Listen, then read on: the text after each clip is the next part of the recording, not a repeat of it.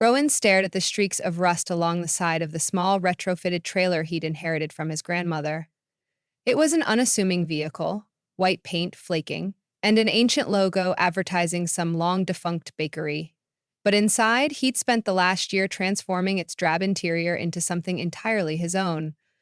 A cozy, mobile pet grooming space, complete with gentle pastel walls and a set of meticulously organized grooming tools. He was, by all accounts, a shy man of few words. Growing up, he had been the kid who used to whisper his answers in school, drawing apologetic smiles from teachers. But the moment he sat down beside an anxious dog or cat, his shyness seemed to slip away. He had an uncanny way of relating to unspoken fears. He recognized the tremor in a cat's paw or the nervous panting of a puppy as if they were parts of himself. Animals were his safe space. Through them, he learned how to see the world with gentler eyes. Now, he had mustered the courage to drive this little trailer from neighborhood to neighborhood with the words paw by paw painted on the side, hoping that no matter where he parked, people would come to him for grooming, care, and compassion. Stepping back, he surveyed the freshly painted letters. A pang of nervous excitement rippled through his stomach. A pang of nervous excitement rippled through his stomach. He'd been dreaming of this moment for as long as he could remember. On his very first day, Rowan found himself in a sleepy cul-de-sac near his hometown. He pulled in just past sunrise. Soft golden light draped the modest houses and neatly mown lawns. He saw a sign pinned to a lamppost for a neighborhood yard sale, a perfect place to set up his trailer and introduce himself. As he eased into a spot by the curb, he could feel the press of curiosity from behind the suburban curtain. "I can do this," he whispered, trying to quell the flutter beneath his ribcage. He hopped out of the driver's seat, unlocked the trailer's door, and checked everything one more time. He tested the water flow in the small grooming sink, reviewed his scissor set, turned on the gentle overhead light.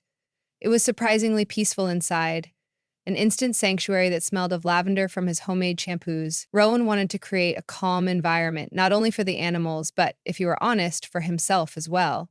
No sooner had he taped a small flyer on a nearby lamppost than he heard a hesitant voice calling, "Excuse me? Are you open for business?" He turned to see a woman in a yellow sundress clutching a Yorkie to her chest.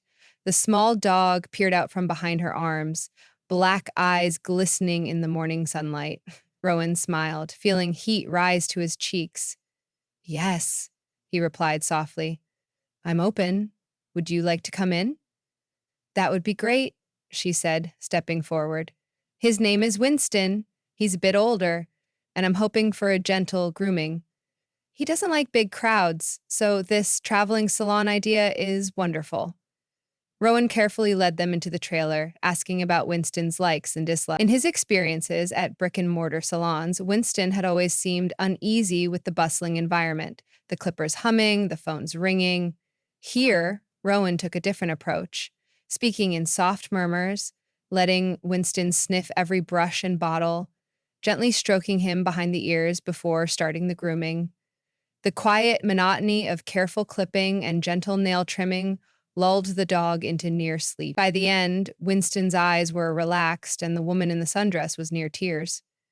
"You have no idea how much this means to me," she said, gathering Winston in her arms. "He's never been so calm, thank you." After she left, Rowan found himself standing in the trailer alone, the sweet echo of her gratitude lingering. He could almost taste the thrill of seeing how his care and attention could make an animal feel better, while giving their owner some peace. He wanted more of that. He wanted to help and heal, one paw at a time. Over the following weeks and months, the fame of the paw-by-paw traveling salon began to spread, mostly through word of mouth. Families who usually dreaded taking their pets to a chaotic grooming shop relished the chance for an at-home or curbside experience. Rowan's trailer had everything he needed: a wash station, grooming table, and a variety of carefully chosen organic shampoos and pet-friendly products. He never forced the animals. If they were anxious, he'd let them calm down, offering soft words like a lullaby.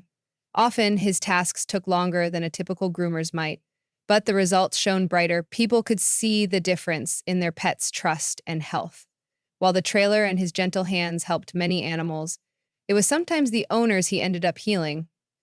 One afternoon in a quiet rural town, an older man approached carrying a ginger cat in a crate. The man was tall, a bit unkempt, and Rowan noticed sadness etched into the lines around his eyes. The cat trembled, eyes wide, pressing against the corner of the crate. Rowan offered a reassuring smile. Good afternoon. I'm Rowan. Can I help you and your friend? This is Ginger Snap, the man said. My wife loved this cat. She passed away a few months ago. My granddaughter suggested I come see you. His words hung in the air for a moment. Rowan's gaze flickered down to Ginger Snap, who was letting out a low, sorrowful meow. Rowan recognized the cat's harsh breathing and knotted fur. She needed some serious grooming. Step right in, Rowan whispered. I'll be gentle. He placed a soft blanket across the grooming table, letting Ginger Snap walk out on her own. Once the cat was free from the crate, Rowan kneeled and introduced himself with a slow blink. She stared back, uncertain but not hissing. Ginger Snap had lost weight, her coat thick with mats and tangles. Gently, Rowan worked with a clip and comb to ease out the knots. The elderly man hovered nearby, uncertain whether to watch or to leave Rowan to his craft. Rowan realized the grooming wasn't just for the cat, but for the man's emotional well-being too. When Rowan got to the toughest knots near Ginger Snap's belly, he paused, breathing calmly. We'll take this nice and slow, he murmured, not only for the cat, but for the man as well. He clipped a bit, brushed a bit, paused, offered a treat. Over the next half hour, Rowan's calm presence put Ginger Snap at ease. The cat started to purr softly. The man's face, once tight with sadness, started to relax. She was my wife's cat, the man repeated as though in confession. After Karen died, I couldn't bear to look at Ginger Snap some days, but seeing her so helpless reminded me that we still need each other. Rowan gently gathered up the last clump of fur. Your wife would be proud you're still taking care of this cat, he said, surprising himself by how directly he spoke. The man's eyes were brimming with tears. That's what I hope, he replied quietly. When Ginger Snap's fur grew sleek under Rowan's gentle scissors, the man seemed to stand taller. As they concluded, Rowan opened the door to let in a wash of sunlight. Ginger Snap yawned, looking far more content, and the man's expression was undeniably lighter. He extended a trembling hand and placed a few bills in Rowan's palm, but it was clear the real transaction went deeper. In that moment, Rowan realized the traveling salon wasn't just about grooming. It was a traveling site of compassion, forging new bonds between people and their pets. Word continued to spread. Rowan ventured farther from his hometown, parking in city blocks and country roads alike. Each day brought a new story. He treasured an old station wagon that pulled over with two bounding golden retrievers, an entire brood of rescued kittens from a local shelter. Even an overprotective parrot's owner who just needed her bird's feathers trimmed properly. More than once, Rowan found himself at a local fair, surrounded by the smells of fried dough and the sound of carnival games, giving a neat summer haircut to poodles and huskies. The more success he found, the more his confidence grew, albeit gently. Yet the old hurdles of social anxiety emerged every now and then. By year's end, the trailer had accumulated layers of memory, half-empty shampoo bottles from experimental scents, doodles of dogs and cats from local children taped to the walls, a small collage of postcards from towns he had passed through. But a creeping worry kept him awake on many nights. Across these travels, he had begun devoting more time to each customer, offering emotional support alongside the groom. He was no longer breezing through a standard wash and dry service. Rowan realized that to sustain this work, he needed to navigate financial realities as well. He rarely charged for everything, he truly did. More than once, he allowed a struggling family to pay with homemade pies or fresh produce. He had a love for connecting with people, but it drained him too. So he decided to take a short break, returning to his grandmother's property for a week of rest and reflection. One morning, during his break, while sipping tea on the porch, he noticed a battered truck roll up the drive. A middle-aged woman with tired eyes and a messy ponytail climbed out, lighting up at the sight of Rowan. She approached, stammering a hurried apology for visiting without an appointment, mentioning she'd driven nearly an hour because she heard about his special way with animals. Mrs. Lawson, she introduced herself. I have this old husky mix named Luna. She's been losing fur in patches. The vets say she's just getting old, but I think she's depressed. We've had a tough year, and I haven't been able to care for her like before. I heard you do.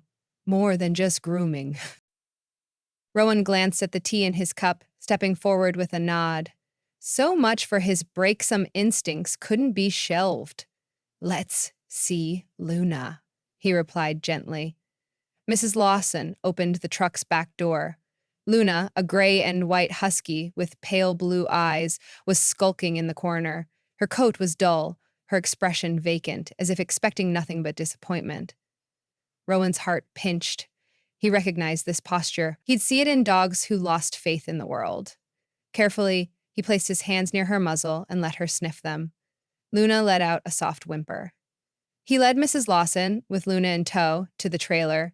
Even though the interior was mostly shuttered for Rowan's break, it held all the tools he needed. Gently, he engaged in the familiar ritual. Let the dog get comfortable, examine the coat, test water temperature in the small sink. When he rinsed Luna's fur, he used a specialized rejuvenating soap that helped revitalize dry patches. As he worked the lather in, he asked the woman about the past year. She described work stress, the financial burdens, how it left her too exhausted to play with Luna like she used to. She began crying as she recounted the day Luna stopped greeting her at the door. It was like she'd just given up on me, Mrs. Lawson whispered. Rowan, feeling a lump in his own throat, stroked the husky's snout. She hasn't given up on you, he assured Mrs. Lawson. Animals mirror our emotions sometimes. If we're too scared or tired, they might sense it and retreat too. But it's not too late. She's still here, wanting to connect. By the time Luna's coat was thoroughly cleaned and dried, Rowan could see a glimmer in her blue eyes. That one spark of renewed hope seemed worth all the trouble. Mrs. Lawson hugged Rowan so tightly that he nearly dropped his towel. She thanked him repeatedly, promising to revive her daily walks with Luna and to check in on her emotional well-being. As they pulled away in the truck, Rowan watched from the driveway, feeling something in his chest lighten. He realized that Paw by Paw was living up to everything he dared to dream. In that moment, he decided he would not shut down for weeks on end. He'd figure out how to keep going, how to pace himself while continuing to help animals and their people. After that restful week, Rowan rechecked his maps, pinned new opportunities, and took to the road once again. Along the way, he discovered small acts of kindness from strangers, a fresh loaf of bread offered by a local baker, free tune-ups for his trailer in exchange for grooming a mechanic's cat, even nights spent parked in the driveway of friendly families who wanted to thank him with homemade suppers. Every interaction helped Rowan grow braver, more willing to speak about how a well-groomed pet could bring joy and peace to a household. One day, Rowan guided the trailer to a lively street in a mid-sized city full of colorful murals and cafe patios. Families sat outside enjoying the sunshine. An ice cream truck chimed its tune around the corner. As Rowan angled for a parking spot, he noticed a boy wearing a baseball cap, dashing by with a small crate in hand, heartbreak written on his face. The boy and an older woman, perhaps his grandmother, paused.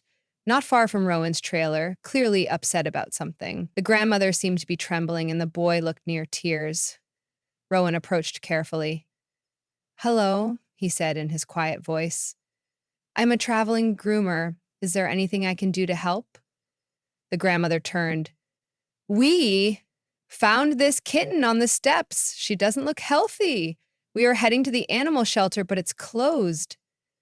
Rowan peered into the crate. A tiny black kitten, limbs shaking, eyes crusty, fur matted. He felt a pang flicker through him. "If you trust me, I'm not a veterinarian, but I can at least make her comfortable. I might also know a mobile vet in this area. I can give her a gentle cleaning, see if we can get some immediate relief." They paused, searching his eyes. Finally, the grandmother nodded. "We'll try anything," she whispered, as if the burden of caring for this fragile kitten weighed heavily on her. Rowan beckoned them inside the trailer, offered the boy a seat on a small bench, and explained how some stray kittens develop eye infections and fleas. He showed them how to hold the kitten gently to avoid sudden movements that might startle her. With practiced care, Rowan warmed up some water, prepared a safe kitten shampoo, then started the slow process of cleaning away dirt and fleas. The kitten was so weak that at first Rowan feared she might not be able to stand after the bath. Yet as the minutes passed, she began to mew softly. The boy's sadness turned to cautious hope. Rowan found an extra towel, enveloped the kitten, and softly dried her, mindful of her every breath. "This kitten needs more specialized care," Rowan admitted after he finished. "She might have an infection. I do know a mobile vet who usually sets up a weekend clinic near here. Let me see if she's available." As Rowan made a quick phone call, the boy reached out a tentative finger and petted the kitten's nose. The grandmother's face softened with relief. It didn't fix everything, but they weren't alone now. Rowan offered the phone to the grandmother, who spoke to the vet, brightening as she arranged an immediate appointment. By the time they left, the boy's tears were replaced with a shy grin of gratitude. That night, Rowan reflected on the many stories he'd gathered in his few years of traveling. He thought back to Winston, the nervous Yorkie, to Ginger Snap and the widower, to the tired husky, and now this kitten. A lump of emotion formed in his throat as he realized how many lives he'd touched. And though he remained shy, with each act of compassion, his voice grew a bit more sure, his handshake less hesitant. He was forging a path of quiet service. Not every day was easy. There were times Rowan faced a breakdown in the trailer's electrical system or a leaky water tank that left him in panic just before a morning full of appointments. There were days his own anxiety flared, his throat felt tight, and he found it hard to step out and speak to strangers. But amid those challenges, there was always another gentle creature waiting to be cared for. And that was enough. That reality grounded him, gave him courage, steadied his racing heart. Perhaps Rowan's greatest reward came at a spring festival in a bustling coastal town. He'd been invited by a local community group that hosted a pet adoption event every year. They set aside a corner of the festival just for him. Paw by Paw was welcomed like an old friend. Rows of rescue cats and dogs waited for new families, sometimes cowering in crates, sometimes yapping with excitement. And Rowan's presence was meant to help the newly adopted pets look and feel their best as they entered their new homes. All morning, he combed and trimmed, soothed trembling puppies so they'd be photogenic for prospective adopters. The sun beamed through the open door of his trailer, and visitors came in small clusters, marveling at how calm and happy the animals seemed under Rowan's care. Emboldened by the sense of community, Rowan began to tell more of his own story, how he had once felt overshadowed by his own timid nature, how animals offered him a kind of healing he couldn't find anywhere else, and how the trailer allowed him to pay that forward. Then, as the afternoon took on a golden glow, Rowan spotted a familiar face in the crowd. It was Winston, the York, wagging his tiny tail, accompanied by the woman in the sundress. She had tears in her eyes again, only this time they were joyful. Winston was strutting proudly, free of anxiety. She introduced Rowan to a friend, praising the traveling salon as if it performed miracles. Moments later, the older man, with Ginger Snap, appeared, having driven a full hour because he saw the festival posters. And there was Mrs. Lawson with Luna, her husky, the dog's coat gleaming with renewed health. One by one, the people whose lives Rowan had gently touched came to greet him, forming an impromptu circle of gratitude around his trailer. Rowan stood there, flustered but smiling as they all chattered about how their pets had improved. The older man told Winston's owner about how Rowan had saved his cat's coat and his spirits. Mrs. Lawson recounted how Rowan's gentle words helped her reconnect with Luna. The shy groomer found himself at the center of a story he'd never expected. While gratitude and praise were never his goals, they filled him with a sense of wonder. As he listened, his cheeks grew hot, but he also felt a quiet pride. His grandmother, had she still been alive, would surely have been proud too. When the sun sank lower, the festival lights and music swelled in the background. Winston's owner gave Rowan a plate of homemade pastries, and they sat near the trailer steps, speaking softly. She reached out and patted him on the shoulder. "You've built something really special, you know," she said. "Don't ever doubt that this traveling salon matters. You've changed so many lives, mine included. Keep going." The others chimed in with nods, offering their personal stories. Rowan took in their warm expressions, the wagging tails of their pets, and he felt a wave of emotion so strong that he had to swallow hard to keep from crying. This shy groomer, who once trembled at the thought of speaking up in a crowd, was now receiving a gentle ovation for the kindness he'd woven into each cut, clip, and wash. That night, Ruin closed the trailer door for the last time that day, well after the lanterns were lit.